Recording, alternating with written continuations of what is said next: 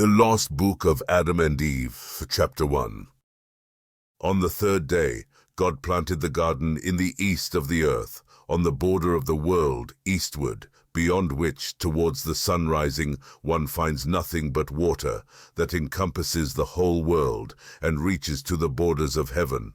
And to the north of the garden there is a sea of water, clear and pure to the taste, unlike anything else, so that through the clearness thereof one may look into the depths of the earth.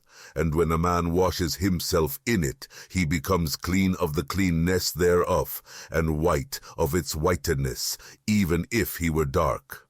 And God created that sea of his own good pleasure, for he knew what would come of the man he would make, so that after he had left the garden, on account of his transgression, men should be born in the earth. Among them are righteous ones who will die, whose souls God would raise at the last day, when all of them will return to their flesh, bathe in the water of that sea, and repent of their sins. But when God made Adam go out of the garden, he did not place him on the border of it northward.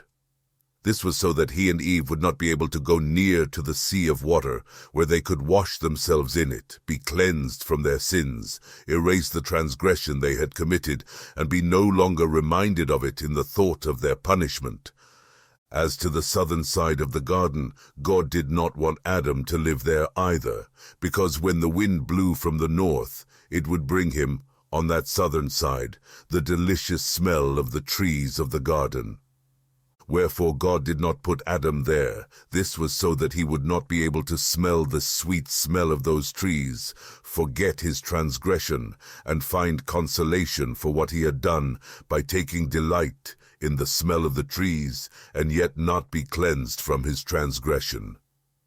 Again also, because God is merciful and of great pity, and governs all things in a way that he alone knows, he made our father Adam live in the western border of the garden, because on that side the earth is very broad, and God commanded him to live there in a cave in a rock, the cave of treasures below the garden.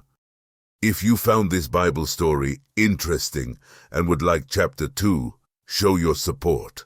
Like, follow, or subscribe.